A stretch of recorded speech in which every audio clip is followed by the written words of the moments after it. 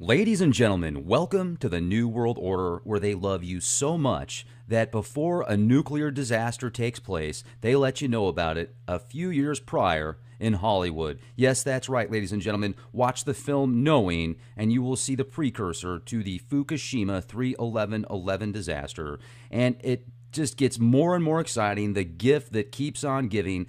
They love us so much, once again, that the radiation levels inside of the crippled number 2 reactor have reached over 530 sieverts per hour. The radiation levels are so high that robots are literally malfunctioning, and even cameras can only last a few hours that are specially created and designed to withstand enormous amounts of radiation.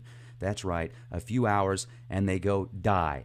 Now, don't worry, it's all going to be okay though, because Fukushima students will be going on tours of the number 1 wrecked nuclear plant shortly, and they're going to be able to solve all the problems for us. Yes, I'm going to share this with you right now. This is just mind-boggling to me. And I guess if you're in the nuclear industry in Japan, it is looked at as a reward and award to get offered a tour inside of the number 1 plant. Now, here we go. As you can see right here, this is an image that is located, if you go to sciencealert.com/radiation levels in the Fukushima reactor. And this is basically confirming that these black chunks that are deposited, essentially, these black chunks deposited on the grating directly under the pressure vessel could be evidence of melted fuel rods.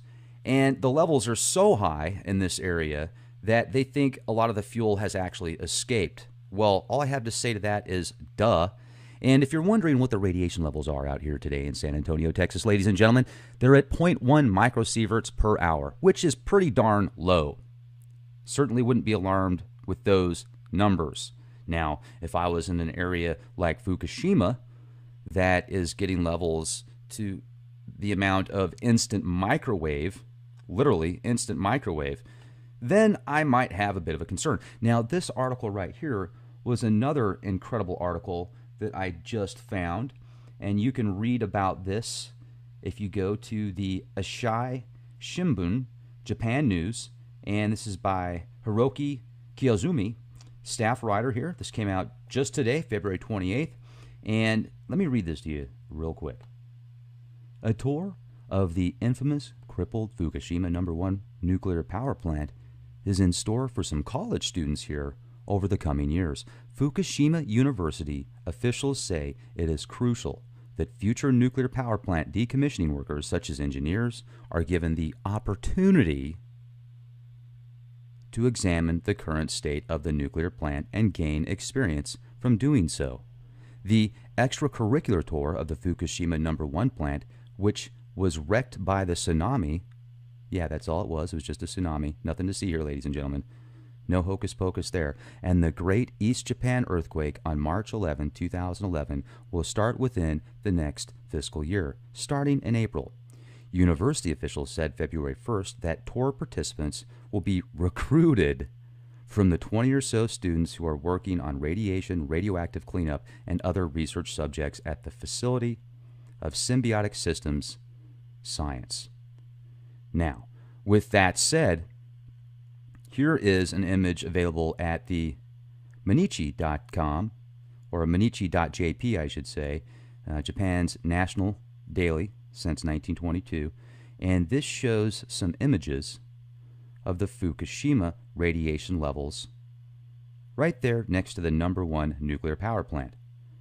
As you can see right here, they're at 137 sieverts per hour, which is, 137 microsieverts per hour. There's a big difference there. 137 microsieverts per hour, which is extremely high.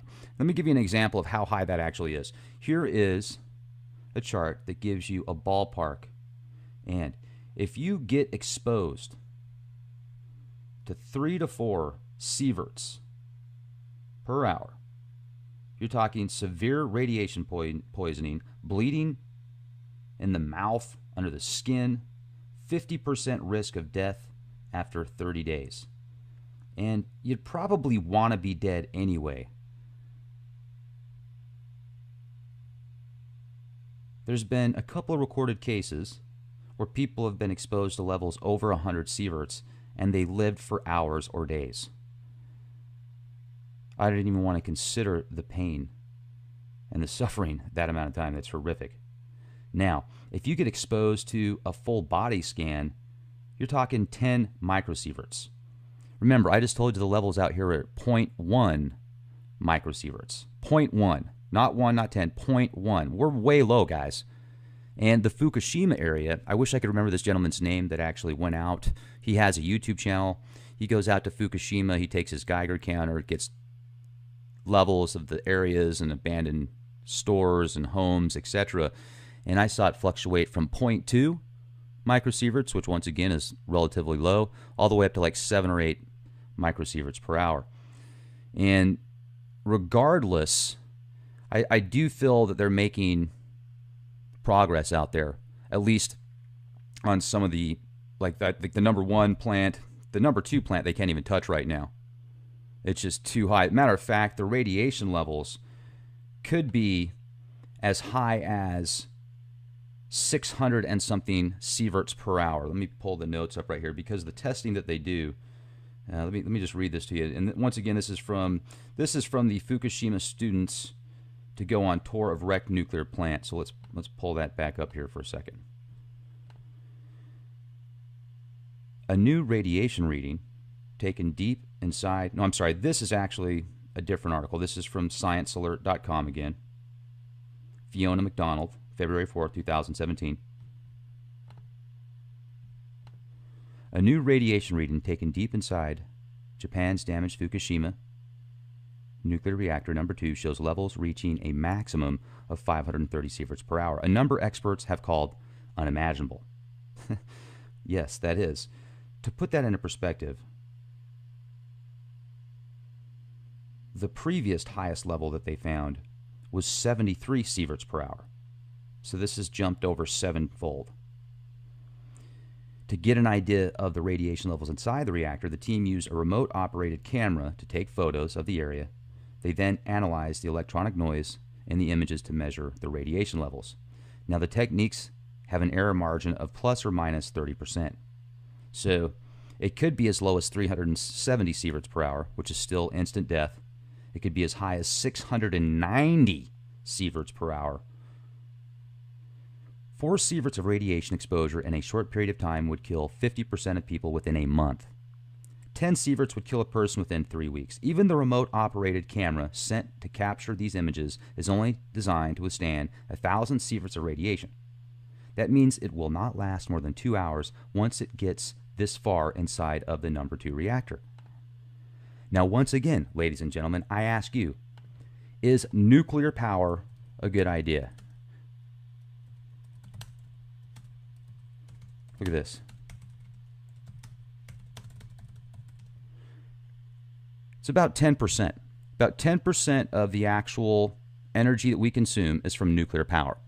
Now, let me remind you that nuclear power plants, even if you decommission a nuclear power plant, it still, in essence, is a ticking time bomb / Pandora's box.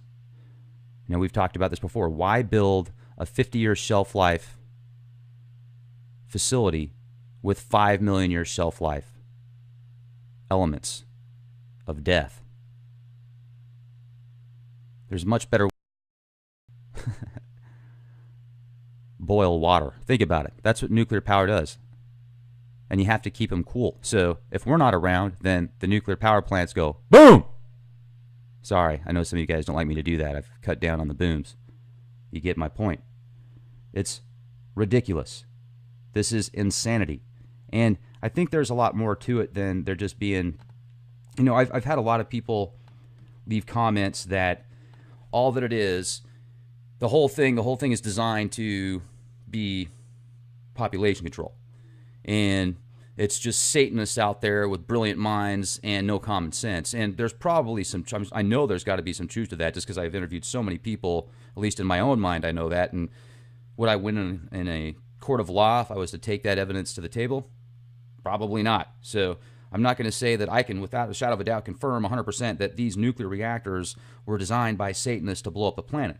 But I've interviewed enough people that say that, and it certainly kind of makes you wonder, because these things are located next to fault lines and put next to, water lines, etc., like Fukushima, the Diablo power plant next to the San Andreas fault line in California. Ridiculous insanity. Anyway, I just want to bring this to your attention, and if you guys are interested in maybe finding alternatives for yourself to unplug from this utility complex, the utility companies just do a great job sucking us dry. Maybe pick up a book and learn about solar power or wind power or different energy devices that can produce close to free energy. I don't want to use the term free energy here, but you guys remember back in the day when you could plug in a light bulb to a potato and it would light up the light bulb? And we had Tyler LaFall on here the other day. The guy's just brilliant, way ahead of his time. And some people have a difficult time keeping up with him because he just thinks so fast, and he'll hit on 10 subjects and he'll interweave it all together, but it just takes him a little bit of time. So you can't have ADD as bad as myself sometimes, or else you just really have to be on it, right? Attention deficit disorder. So what are we talking about? This is what we're talking about, ladies and gentlemen. Free energy. A lot of us don't care, right? We'd just rather go to the store or go pay the $150 a month to keep our house fed with energy so we can have our internet and our TV and our air conditioning and our food cold in the fridge.